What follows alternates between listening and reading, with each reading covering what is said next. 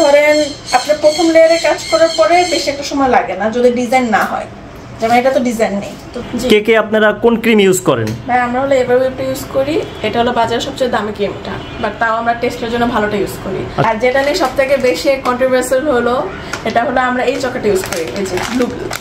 আচ্ছা, তো আমি নামটা আগে দেখিনি, তো আমি জাস্ট যে বলতাম ডার্ক চকলেট দিয়ে দেন তো তার দিয়ে দিই, মানে আমি দুটো মিক্স করে দিই, তো টেস্ট অনেক ভালো আসে। আচ্ছা, এটা গোপন রেসিপি? হ্যাঁ, এটা গোপন, বলা যাবে না কি নাম?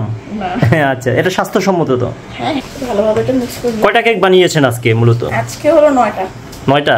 কতদিন আপনি ঘুমিয়েছিলেন? না তেমন না, একার হাত তো হয় না। কেক, আচ্ছা, চকলেট কেক। এইভাবে মূলত ঘরে চকলেট কেক বানায়? জি জি জি, এটা মানে অনেক ধাপ আছে আপনার, যে আমার তো এটা করা, এর জন্য এখন একটু সময় কম লাগবে নিচের পাটটা করা। একটা মানুষের কয়টা কেক বানাতে পারবে?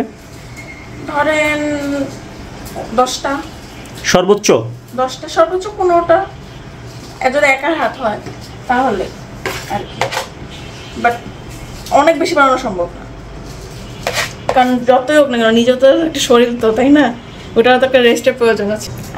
আমি হলো কোর্স করেছিলাম আপনার 3 বছর আগে, নিজের ইচ্ছা থেকে আর কি। কোর্স করার পরে আমার পেজ ছিল, ওখান থেকে শেখা। আমার পেজ আলহামদুলিল্লাহ ভালোই চলে, এটা জাস্ট হলো সবাইকে টেস্ট করানোর জন্য, মানে এমন না যে পেজ চলতেছে না এর জন্য ব্যবসা করতেছে, এরকম না। ধরেন আপনার প্রথম লেয়ারে কাজ করার পরে বেশি একটা সময় লাগে না যদি ডিজাইন না হয়, যেমন এটা তো ডিজাইন নেই, তো এটা দিয়ে দেবো। আবার বলেন। এটার মধ্যে আমরা একটা থিক লেয়ারে চকলেট দিয়ে দেবো, মানে অনেক সময় অনেকে পাতলা করে দেয়, বাট আমরা একটু ঠিক করে দেবো। যে চকলেট আমরা খাই? হ্যাঁ, এটা ডার্ক চকলেট গানাশ দিয়ে করে, খুবই মজা। এভাবে মূলত আমাদের চকলেট, এছাড়া হলো আপনি প্রতি লেয়ারে আপনি চকলেটের গুঁড়ো পাবেন, তারপর এভাবে চকলেটের গানাশ দেওয়া, মোট একটা লেয়ারের গানাশ দেওয়া।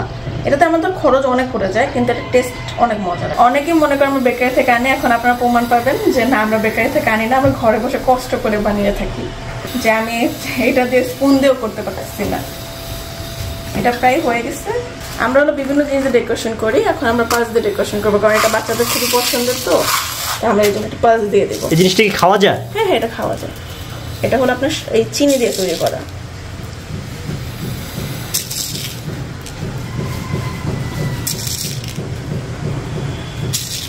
কেকের বিজনেস আসলে ভাই অনেক কষ্টের, অনেক কষ্ট, অনেক কষ্ট। এগুলো তো কাস্টমাইজ না, কিন্তু যারা কাস্টমাইজ কেক বানায় ওরা বুঝে যে অ্যাকচুয়ালি কষ্টটা কোথায়। কারণ একটা কাস্টমাইজ কেক বানানো এত ইজি না, আপনার কাস্টমার মনের মতো করে ডিজাইন বানিয়ে দিতে হবে, এরকম যে কোনো একটা ডিজাইন দিলেই হবে না। এই কেকের দাম কত হতে পারে? এটা যদি আমি পেজে নিত তাহলে আপনি ধরেন 1400 টাকা পড়তো। কয় পাউন্ডের এটা? 2 পাউন্ডের।